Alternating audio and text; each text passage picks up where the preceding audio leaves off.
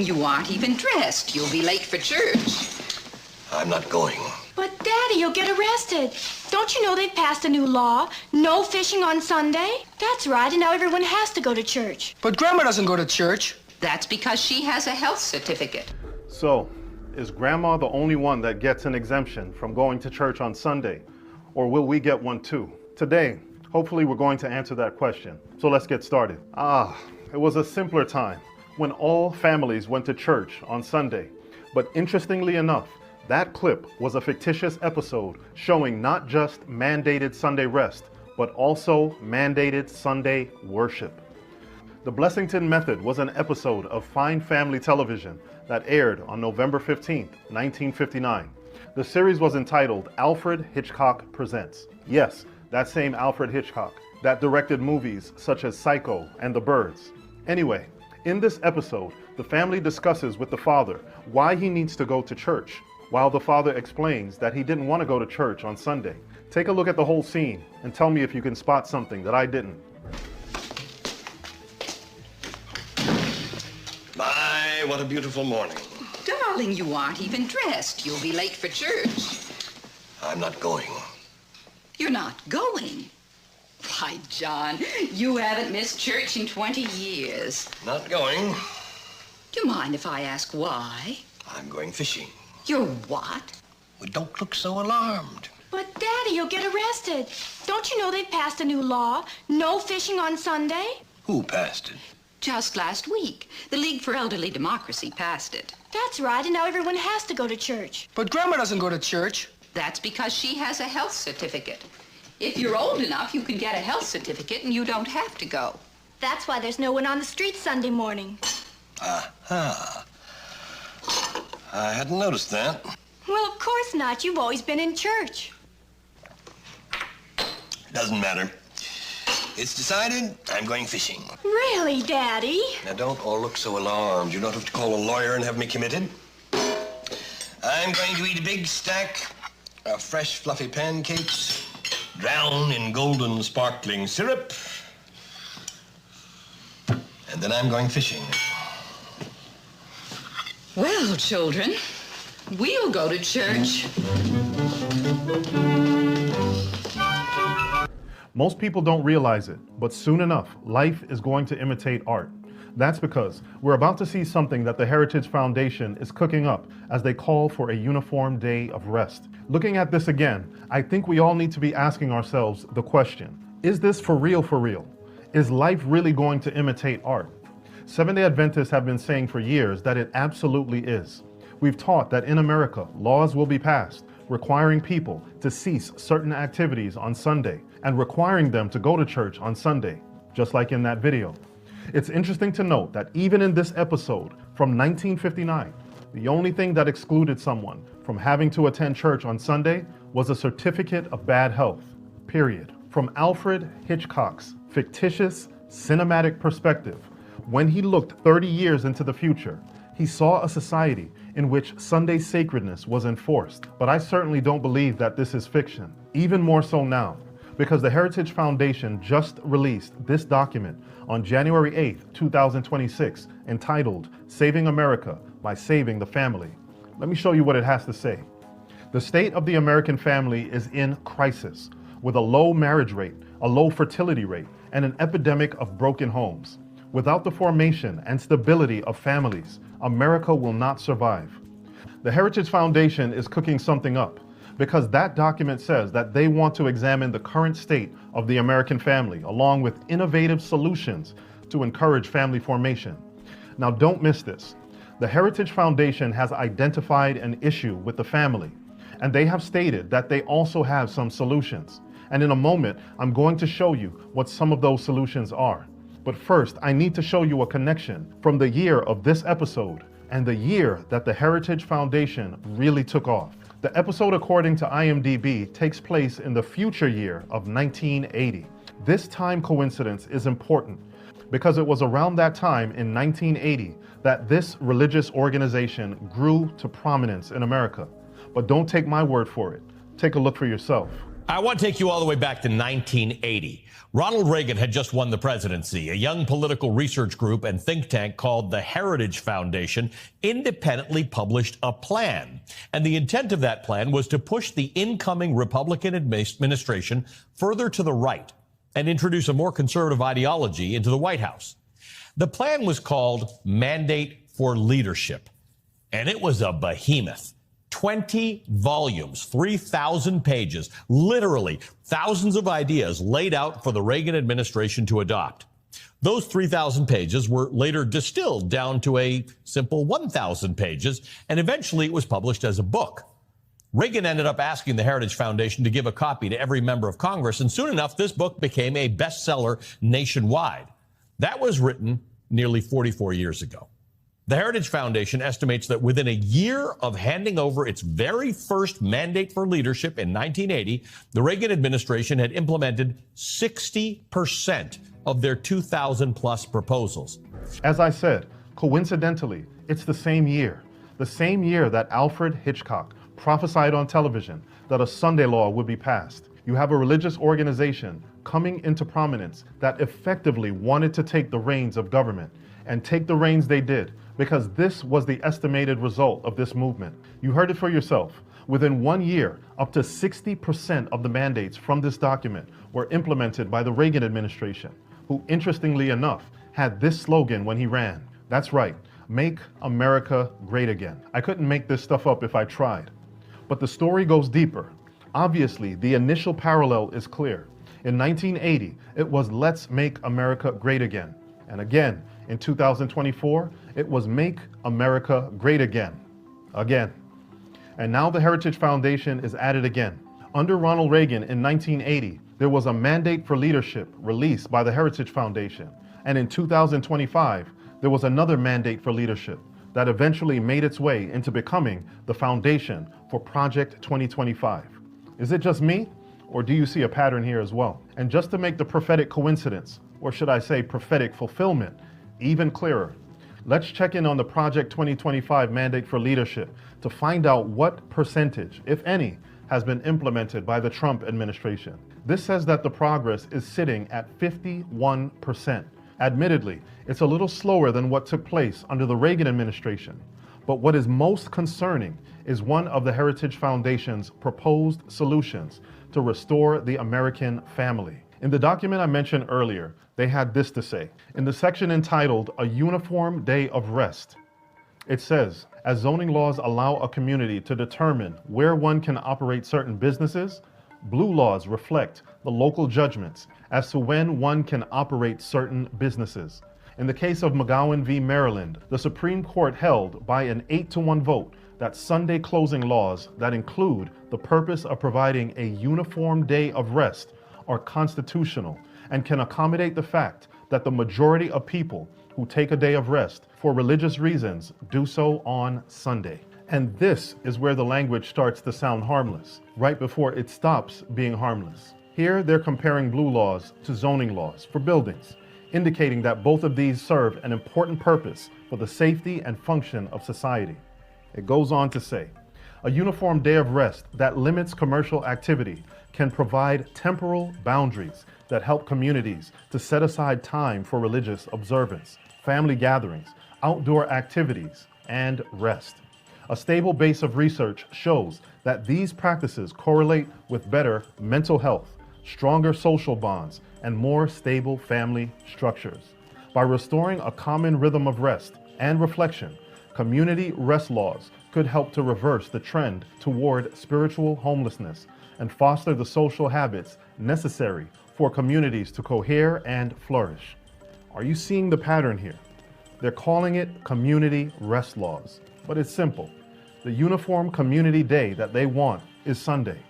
So just swap out the words, and the community rest law that they want is really a Sunday law. They want to restore America. They want to make it great again. And a uniform Sunday of rest is one of the ways that they envision making this happen. I want to read another one of the statements from the Heritage Foundation's recent document. They finish off by saying, despite on-demand culture, the U.S. Postal Service does not deliver regular mail on Sundays. Most organized youth sports avoid Sunday competitions, and most banks are closed on Sundays. The ever-popular Chick-fil-A chain closes its restaurants on Sundays for the benefit of its workers and their families. Where new planned communities or transitioning communities form, they should consider adding rest days as part of their master plans for balanced and thriving community life. And in addition to this, it looks like Chick-fil-A has not gone unnoticed by the writers of this document. And soon enough, we may begin to hear more songs like this playing on our streaming services. Close on Sunday. You my Chick-fil-A. Get your family. Y'all hold hands and pray. So why are they interested in this? Just what exactly are they trying to accomplish? As I said, they're desperate to fix society. And this is exactly the type of sentiment that is expressed in the Great Controversy regarding Sunday and the view of morality. It says, those who honor the Bible Sabbath will be denounced as enemies of law and order, breaking down the moral restraints of society, causing anarchy and corruption, and calling down the judgments of God upon the earth. Their conscientious scruples will be pronounced obstinacy, stubbornness, and contempt of authority. They will be accused of disaffection toward the government. The same sentiment connecting Sunday sacredness and the well-being of society was prevalent in the late 1800s when the National Reform Association sought to use various means in order to implement Sunday sacredness. What's most unsettling is not that this has happened before, but how familiar the reasoning sounds now. This is nothing new. There has admittedly been a lull or a pause in such vocal pushes for this reality in America. However, more and more, this is becoming an issue, and we need to be talking about it. But beyond the morality focus of the betterment of society, there's something more behind this movement. Essentially, on the surface, it looks like they're simply trying to restore the morality of society. But underneath, there's something more going on than simply a Sunday law. The issue is that there are groups of Christians that want to see Jesus seated on the throne of this country, and they're willing to do what they need to do in order to make this happen. What we hear is that they're doing this for the stability of society, but in reality, this is about power, particularly governing power over society. And this claim for the betterment of society is in principle the same thing that happened in the war in heaven. Take a look at this statement from the Great Controversy that explains how this went down. It says, Satan's policy in this final conflict with God's people is the same that he employed in the opening of the Great Controversy in heaven. He professed to be seeking to promote the stability of the divine government while secretly bending every effort to secure its overthrow. I hope you're getting all of this. In order to carry out his plans to take over the government in heaven, it was Satan's policy to profess to be seeking the stability of the government, or we could say the stability of society. I don't believe that word policy is an accident. I believe that it is divine inspiration that lets us know that there will be policies put in place by individuals at the end of time that also claim to be seeking the stability of society, while really seeking to take control of the government. This control is encapsulated in the imagery from Revelation 17, which sees a woman riding a beast. And as many of you know by now, the woman represents the church and the beast represents the state. In this instance, it's a direct representation of how Roman Catholicism has controlled state powers over the centuries. But seeing that Revelation 17 refers to the fact that this woman is the mother of harlots, we can understand that the daughters of this woman, just like their mother, will also seek to take the reins of government. When these organizations say that they're looking to heal the family and heal the nation, it might sound good, but in reality, they're really trying to Christianize the country. And it's evident from their own document. It says, church attendance in the United States has collapsed over the past 50 years with profound consequences for individuals, families, and society. In 1975, over a third of American adults attended services weekly. Today, that figure has fallen to just 1 in 5. I hope you're seeing this. The main part of these movements is to get people back into those pews. It's to keep dad from trying to go fishing on Sundays, and it's trying to get us to do the same as well. That's why, despite what they say, despite the reality that they always say that there will be religious freedom with no one being compelled, yet and still, it always goes back to Sunday. In addition to this, you need to understand that they are fighting a war that I will continue to talk about ad nauseum, because I really want you to get it. I really want you to understand what the main issue is at the end of time. You can see the war in this section entitled The Decline in Church Attendance. It has this graph to display the decline in attendance over the past few decades. Now please pay attention, because I want to see if you can catch the key word before I tell you what it is. This is their summation of why the decline in church attendance has been happening. There is no single explanation for the decline in religiosity in the United States. However, the growing alignment of liberal political identity with secularism during the 1990s and 2000s has led to a sorting of organized religion. Liberal-leaning persons disaffiliated in much larger numbers than did self-described conservatives. The differences are now remarkably stark. It goes on to say, one of the biggest impediments that religious Americans must confront, however, is widespread cultural and government-enforced secularism. I hope you caught that word, secularism. This class of people sees secularism as the enemy that must be defeated. Secularism is the ideology to remove God from everything, including the government. For many people, the solution to government-enforced secularism is government-enforced Christianity, also known as Romanism. Liberal versus conservative, secularist versus Christian. Both sides believe they're right, and both sides, given enough time, would justify force. The only difference is which side history and prophecy says gets the power. Interestingly, immediately after this section on dealing with church attendance and secularism is a section entitled Respecting Conscience and Religious Freedom. On the one hand, they're saying that they want to protect religious freedom, which quite honestly seems to be limited to protecting only Christians' religious freedom. As they were eager to point out, the majority of people who take a day of rest for religious reasons do so on Sundays. Please don't miss this. Right after this section on protecting freedom of conscience, ironically, is the section that supports a uniform day of worship, obviously being Sunday. Historically, when this happened in the Holy Roman Empire, these Sunday laws were made part of governmental law for mandated Sunday worship, particularly around 800 AD, where it was truly solidified after centuries of threats and coercion. As we talk about these issues, I often get so many people who will comment that this will never happen in the United States, and that this is nothing more than religious paranoia on the part of Seventh-day Adventists. However, at this point, quite honestly, anyone who is looking at what is happening and believing that this is make-believe has, in my opinion, lost all credibility and is potentially being intellectually dishonest. It's clear that there are powers at work in this country that obviously want to Christianize America, and they want that Christianization of America marked with a uniform day of rest.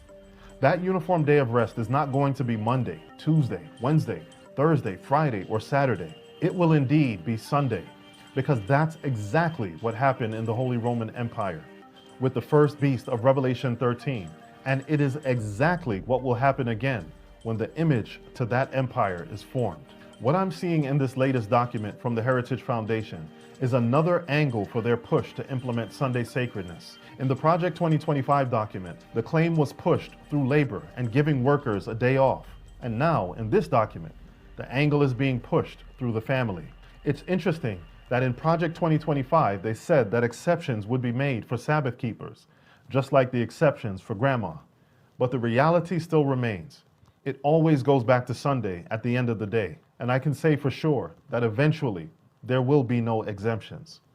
As I said, on the surface, family and a day off are indeed worthy causes, but unfortunately, it's going to end up in a very unworthy cause, with men and women being compelled exactly as we saw in that episode of Alfred Hitchcock Presents, when society looks just like this. This is the picture of America that many are clamoring for, where wholesome Christian families all attend church together with no activities on Sunday, whether unforced or forced. And I promise you that I am not choosing a political side in this discussion, as those of you who have been with this channel for some time know that I always say my distaste for the left and the right is quite equal. In these moments, as the speed of prophecy is picking up. In these moments where soon enough, the only way for grandma to be able to miss church on Sunday is to have a certificate of health or bad health, I want to encourage you to share these digital tracts with others, because we're not just supposed to sit on our hands waiting and doing nothing while all of these things take place. People need to understand that there is a God. They need to understand that there is a God who exists, who does not force or coerce people into worship. Even though there are many Christians who are misrepresenting God by making him look like that, there needs to be a group of people, a group of Christians, dare I say, a remnant, who understand God's character and will speak out against these slow and steady pushes to implement the ideology of Romanism by forming a union of church and state. It's my prayer that you will understand the importance of these issues and understand that there are indeed Christians out there from various denominations who also understand that our voices need to be heard on this Sabbath issue. Shout out to the Sabbath-keeping Messianic Jews, the Seventh-day Baptists, and the other Sabbath keepers that have been with us on this journey. I've noticed some of your comments in the comment section, and I just want you to know that I see you and I respect you. It's clear to me that the encroachment of the religious powers that be to control the government has been held in check for over 40 years, or in reality, in the case of the National Reform Association, we should say for over 140 years. And I don't know about you, but these themes are being repeated, and there is a need for more people to speak up and speak out with Christ-like humility and strength. May God bless us as we do our part, no matter how small or large. So let's all seek to know this God of freedom for ourselves and represent him properly. God bless.